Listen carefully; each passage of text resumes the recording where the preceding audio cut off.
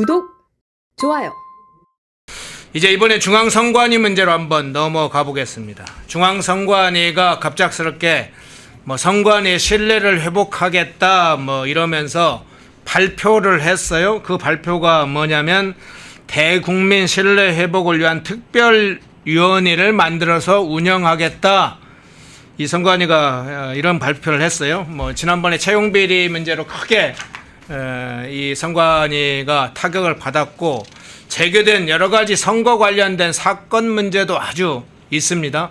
대선 총선 관련해서 여러 가지 이제 사건들이 선관위 부실 문제나 부정선거 의혹 관련된 문제나 여러 가지 제기된 사건이 있는데 이 특별위원회를 만들어서 운영한다. 그런데 중앙선관위가 실제로 이 제대로 지금 조치를 할 만큼 준비를 하고 있는지 선관위의 어떤 조치 어떻게 일단 평가하세요?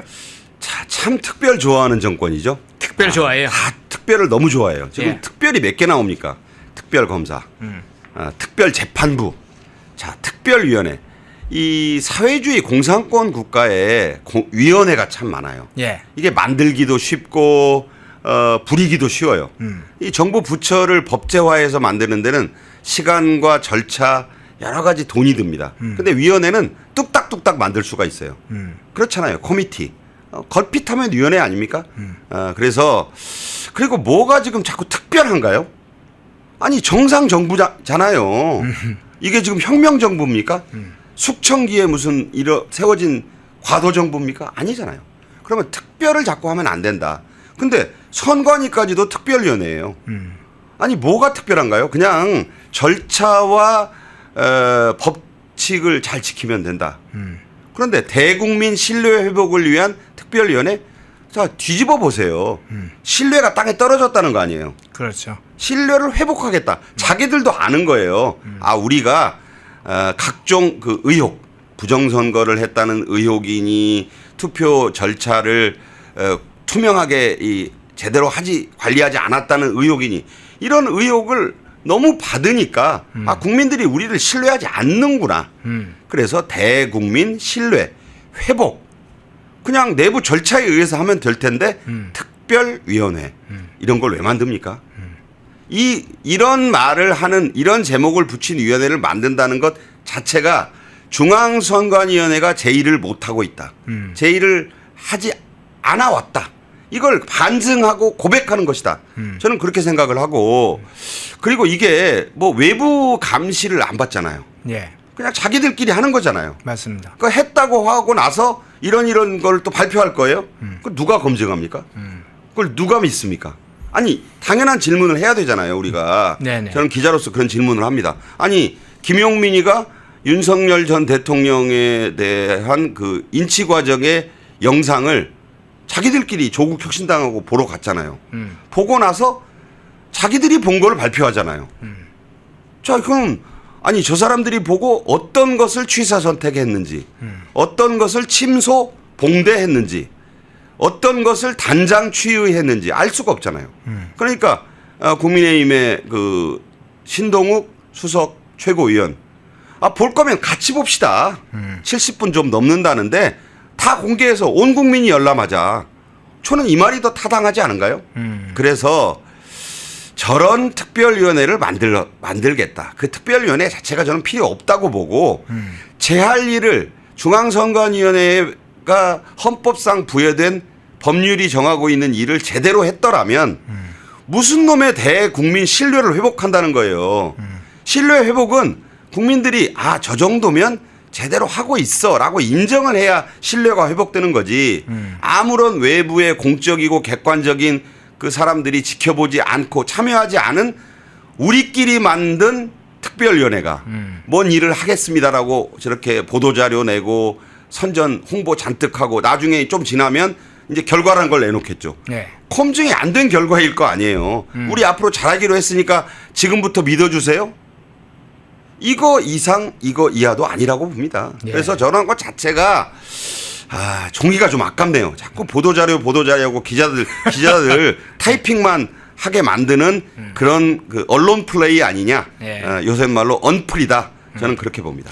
하나 추가해서 질문을 좀 드릴게요. 그러면 이번 이제 중앙선관위가 발표한 것에 관련해서는 우선 가장 집중되어 있는 게 선관위 표현하면 채용 비리 관련된 부분으로 보입니다. 근데 채용 비리 관련해서 뭐 제도적으로 어떻게 이걸 개선을 할 건지 이런 부분을 살펴보겠다고 하는 건데, 제도적 개선을 다루기 전에 선관위는 가족회사가 됐어요. 이미 비리 자체가 그냥 외부 인사 채용할 때 일부 그 채용 비리가 있는 정도가 아니라 가족과 가족들이 연결되어 있는 그런 수준의 가족회사급의 선관위가 된 거예요. 국가기관이 가족 선관위가 돼 있다는 측면에 대해서 이걸 도려내지 않고는 그냥 몇 가지 제도 만든다고 해결되지 않습니다. 더 중요한 건 제가 좀 이 부분 첨가해서 여쭤볼게요. 네네. 사실은 선관위 가장 의심스러운 대목은 그간에 이제 선거를 하게 되면 매번 제기되는 여러 가지 관련된 부정선거 관련된 영상들을, 그게 이제 뭐 가짜 영상이 아니라 실제 영상들이 여러 가지가 있습니다.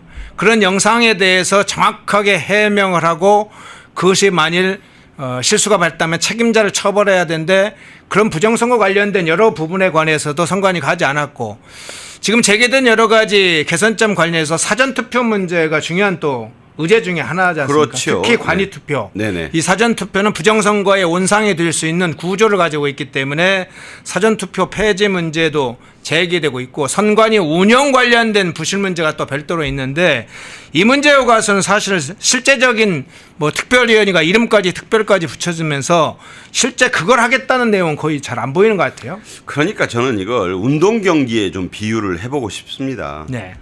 운동 경기가 왜 그 사람들이 스포츠를 좋아합니까? 반칙과 부정이 없잖아요. 예. 그러니까 몸과 몸이 부딪히고 자신의 기량을 가지고 인간의 그 가장 그 청정한 능력을 겨루는 것이 스포츠의 장이니까 사람들이 좋아하는 겁니다. 종목은 달라도. 그런데 여기서 중요한 게 뭐예요? 심판이잖아요. 심판이 매수되거나 심판이 부정을 저지르거나 심판이 어떤 특정한 반칙에 눈을 감는다면 이 스포츠는 오염되는 겁니다. 그러면 더 이상 그 스포츠를 보지 않는 거예요. 왜 그 세계 스포츠계가 도핑을 한 사람들을 추방합니까? 도핑이 뭐예요? 약을 먹었다는 거잖아요. 그 약 먹은 심판이 또 약이라는 게 또 은어로는 돈도 되고 여러 가지 권력의 회유도 되잖아요. 예. 자, 이래서 심판들이 제대로 안 하니까 사람들이 그 스포츠를 믿지 못하게 된 것이다. 지금 우리나라의 선거관리위원회가 딱 그 짝이에요. 저는 그렇게 봐요. 그러니까 이 여러 말이 필요 없습니다. 선거 관리를 이만하면 투명하게 한다라는 실증을 하면 돼요. 그 가족회사라는 말, 이게 무슨 패밀리 비즈니스? 아니 그때 무슨 사무총장이 자기 아들을 채용시켰을 때 세자란 말이 나오잖아요. 아니 왜 여기서 세자가 나와요? 아니 중앙선관위원회의 공무원이 그게 무슨 나라를 얻은 왕입니까? 그 아들이 왕위를 물려받을 세자? 이런 표현 자체가 나왔다는 것이 썩을 대로 썩었다. 예. 가족회사?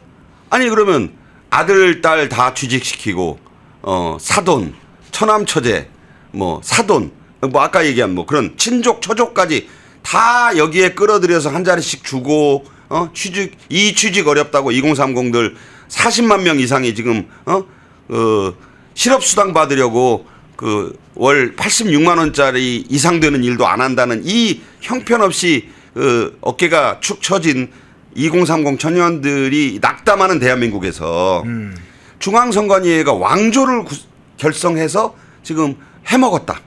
근데 그 왕조를 총장만 하냐? 나도 하자. 그거 보고 따라 배워가지고 저 밑에 뭐 실무공무원들까지 다 그 모양 그 꼴이라면 이런 비리투성이의 심판이 제대로 휘슬을 불겠습니까? 명백한 태클과 반칙이 벌어졌는데도 경기 자체의 승부를 바꿀 거 아니에요. 네. 제가 자꾸 비유법을 써서 말씀드리는데 손흥민이 백날 잘 뛰면 뭐합니까? 손흥민이 조금만 뭐 하려고 그러면 휘슬 불고 명백하게 태클 받아가지고 페널티킥 줘야 되는데도 그냥 넘어가고 그렇게 해서 나온 승부 결과를 받아들이라고요? 중앙선관위는 자꾸 특별이니 무슨 대국민 신뢰회복이니 이런 언플 하지 말아야 돼요. 이제부터는 행동으로 좀 보여라. 그러기 위해서 아까 말씀하신 사전투표 문제 사전 투표를 하러 간 사람들이 투표 용지 들고 신촌 어디 가서 밥 먹고 들어와요? 아니 소쿠리 투표는 양반이잖아요. 예. 그런데 이거 자기들끼리 또 자체 감사해보고 나서 조금이라서 지나서 사람들 관심이 멀어지니까 발표가 뭐라고 나옵니까? 문제 없었다. 이러니 선관위를 불신하는 거예요. 그게 왜 문제가 없겠습니까? 그 자체가 문제죠. 그러면 그런 것을 허용한 그런 문제를 일으킨 사람들을 아까 좋은 표현 쓰시던데 도려내야죠. 그 사람들이 억울하건 안 억울하건 그건 잘못됐으니까 너희들은 심판 자격이 없으니까 나가라. 이렇게 좀 단호하게 뭐 조국이가 잘 쓰는 말 있잖아요. 육참골단. 살을 도려내고 뼈를 잘라내는.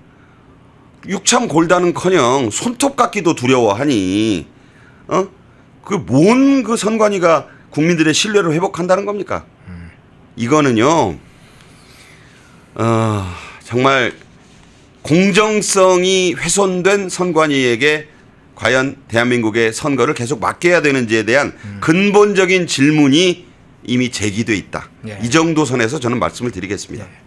선관위가 현재 선관위 조직을 유지하는 것이 적절한가 자체도 논의를 해봐야 될 것 같습니다. 사실은 과거에는 행안부, 지금 이제 행정자치부 같은데 소속해서 선거 담당을 하는 적이 그 안에 있었어요. 선관위 조직이 지금 별도화되면서 아주 섬처럼 돼버렸습니다. 외부 세력들이 개입을 아예 못하도록. 그래서 내부가 그렇게 부정선거에 사실상 방치된 상태, 그리고 채용비리 같은 구조적인 부패, 비리가 지금 넘쳐나고 있는 것이죠. 선관위 자체를 새롭게 조직 자체를 해체하고 개편해야 되는, 그냥 부처 산하의 선거관리팀을 돼야 되는 그런 방향으로 가는 것도 사실은 좀 구조적이고 근본적인 문제 아닌가 이렇게 생각은 좀 듭니다.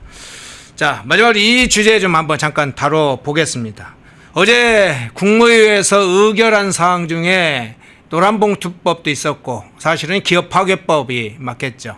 노조법 개정안을 이재명이 국무회의를 통해서 최종적으로 의결했는데, 그간에 이 기업파괴법, 노조법 개정안에 관해서는 몇 차례 이야기를 좀 했는데, 이 더 센 상법 1차 개정안 의결안 통과가 돼서 통과가 돼서 이미 의결이 돼서 확정된 1차 개정안 이외에 상법 2차 개정안, 더 센 상법이라고 불리죠. 이게 이제 의결이 됐는데 2차 상법 개정안 관련해서 어제 국회에서 의결됐으니까 이미 입법이 돼버렸습니다. 완료가 돼버렸어요. 집중투표제 문제하고 감사위원 분리선출 관련된 분리선출 확대를 한다, 이런 내용이 핵심 골자인데, 어제 이 상법 2차 개정안이 국회에 의결된 이후에 몰고 올 상황, 이 여러 가지 위기의식이 굉장히 넘치고 있는데 어떻게 보세요? 자, 오죽하면 이름을 더 센 상법이라고 했겠어요. 네. 앞서 통과돼서 법제화된 상법도 센데 네. 더 세다는 거 아니에요. 자, 그 말에 쉬운 표현에 답이 있다. 아주 쉽게 말씀드릴게요. 저렇게 되면요, 대기업의 그 오너 일가의 의결권이 현저히 제한이 됩니다. 그러니까 한 40%가 넘는 의결권이 있는데 그 중에 한 37, 8%를 행사할 수가 없다는 얘기예요. 자, 뭐가 됩니까? 그러면 국제 투기 자본의 먹잇감이 되는 거예요. 아, 투기 자본에. 아니, 그러니까 요즘 헤지펀드가 예전에 헤지펀드니 뭐 예. M&A를 하려는 공격적 투자자들이 벌떼처럼 몰려들어서 예. 이 경영상의 온갖 어려움이 이제 노출이 되고 나타납니다. 그러니까 경영상의 판단을 하는데 이런저런 그 국제 투기 자본들이 끼어들어 가지고 집중 투표제로 이제 그러면서 노조도 이제 여기에 1인 1표들을 모아 가지고 이제 그 의결권을 행사할 수 있게 해준 거잖아요. 네. 그러면 쉽게 말해서 전에는 아주 그 이 기업을 운영하다 보면 신속한 의사결정이 중요할 때가 많습니다. 투자 빨리 해야 되잖아요. 그런데 이런 식이 되면은 이제 이사회가 난장판이 되는 거예요. 수많은 이사들이 끼어들어 가지고 감나라 배나라 네가 뭔데 오너면 오너지, 이런 꼴이 벌어지게 된다는 얘기입니다, 이게. 그리고 감사위원들을 또 늘렸잖아요. 예. 저것도 마찬가지예요. 그 외부의 입김이 더 강화된다는 얘기. 경영이 제대로 될 리가 없죠. 그 신속한 경영 결단, 경영은 저도 학부 때 전공을 해봤습니다만 한마디로 디시전 메이킹인 거예요. 결론을 내려줘야 되는 거예요. 근데 결론을 못 내려요. 기업이. 그런 사이에 우물쭈물하면 누가 덮칩니까? 경쟁자들 가만히 있겠어요? 삼성전자, TSMC라는 가뜩이나 엄청난 라이벌이 다 추월해 버리는 거예요. 그 다음에 자산 규모를 2조 원 이상으로 쪼갠다? 웬만한 기업들 다 자산 규모 2조 원 이상이잖아요. 네네. 수많은 어중이 떠중이들이 표현이 어떨지 모르지만 다 이제 이사가 돼서 의결권을 행사할 겁니다. 한마디로 노란봉투법이 레프트 훅이라면 이건 피니시 블로에 가까워요. 권투로 말하자면 이거 맞으면 이제 KO 되는 거예요. 자, 그런데 그 이재명 정권에서는 뭐라고 합니까? 그냥 뭐 통과해서 법을 만들었고 이 국무회의 사인도 했잖아요, 이재명이. 네네. 그러면 시행돼서 문제가 나타나면 그때 가서 고치자.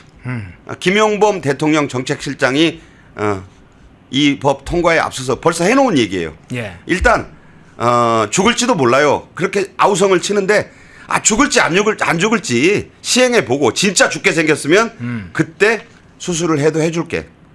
자, 이게 말이 됩니까? 여러분이 간단히 이 더센상법 개정안의 의미를 그렇게 이해하시면 좋겠다.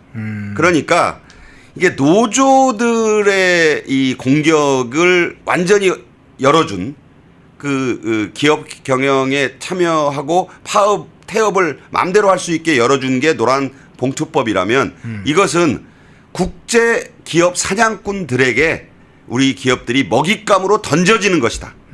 자, 이렇게 이 의미를 이해하시면 돼서 정말 그 좌하단에는 시진핑 얼굴이 나오고 있고 네. 지금 이 방송을 하면서도 과연 지금 이 대한민국은 어디로 가고 있는 것인가.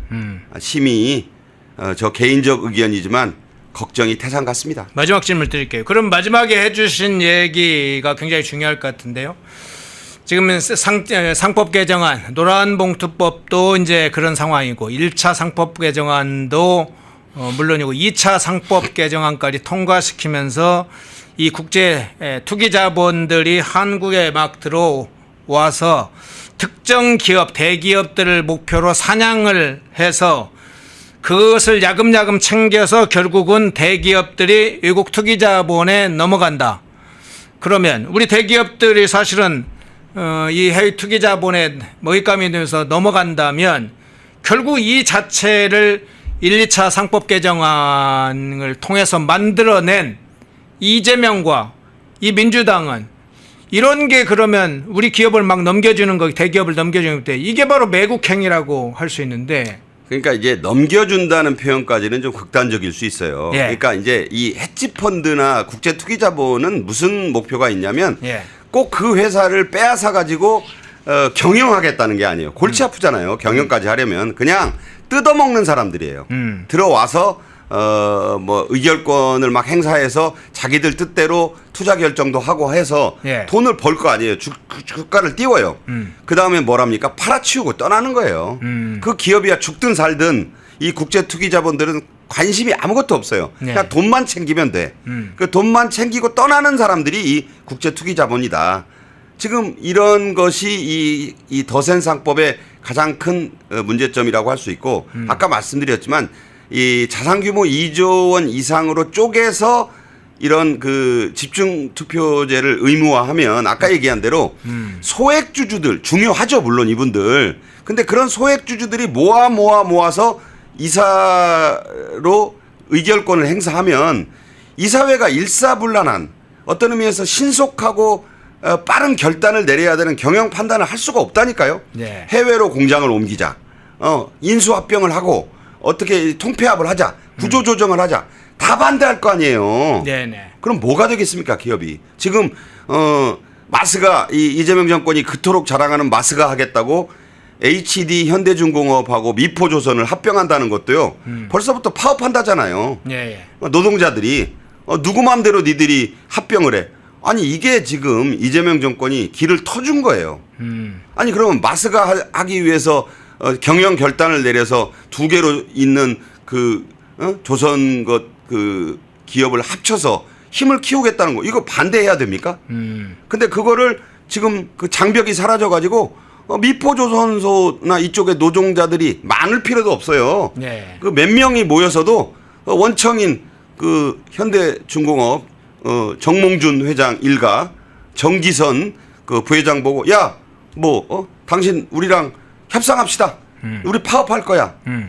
이렇게 된다니까요. 지금 되고 있을 거예요. 왜냐하면 6개월 뒤에 시행된다는 것은 그냥 그 법에 그렇게 나와 있을 뿐이지 하자면 하는 거예요. 철도 노동자 출신의 노동부 장관이 다 뒤에서 든든한 뒷배가 돼주고 있다. 이런 말씀 드립니다. 예. 일부에 뭐 이제 국내 법사위 현황부터 해서 중국 전승절의 의미 그리고 우원식의 참여, 미국의 감시, 그리고 중앙선관위 문제까지 좀 두루 살펴봤습니다. 박상규 시사평론가님이었습니다. 고맙습니다. 감사합니다. 독립, 성장, 역전, 패능경제TV 권미란입니다. 8월 25일 매일 저녁 8시 경제독립 8시 라이브 방송이 시작됩니다. 대형주 블루칩 발굴 전문가 이정호 멘토, 테마 선점 전문가 이주호 멘토, 글로벌 자산 배분 투자 전문가 문서진 멘토, 삼박자 매매 월드바겐헌트 송동현 멘토, 실전 초고수들과 함께 만들겠습니다. 여러분의 투자 라이프를 180도 바꿔줄 경제 라이브, 경제독립 8시, 매일 밤 8시에 뵙겠습니다. 펜앤마이크와 광동이 함께 준비한 초저분자 콜라겐으로 피부 속까지 촘촘하게 관리하세요. 하루 두 알로 피부 보습, 탄력 개선, 체내 흡수에 용이한 저분자 PC 콜라겐, 부원료 또한 탄탄하게 펜앤마이크 TV 단독 할인 1개월분 한 박스에 13,000원, 3개월분 3박스에 30,000원. 펜앤마이크 구독자 전용 댓글 상단 할인 링크에서 구매 가능합니다. 전화 문의는 1661-6915, 전화 문의는 1661-6915. 펜앤마이크와 광동이 함께 준비한 머리부터 발끝까지 모든 순간 풍성하게 광동 효모 비오틴 하루 한 번으로 가득 채우는 에너지 600mg 맥주 효모 함유 목 넘김 좋은 알약 타입 펜앤마이크 TV 단독 할인 1개월분 한 박스에 15,000원 3개월분 3박스에 35,000원 펜앤마이크 구독자 전용 댓글 상단 할인 링크에서 구매 가능합니다. 전화 문의는 1661-6915 전화 문의는 1661-6915 펜앤마이크에서 추천하는 영상도 보고 가세요.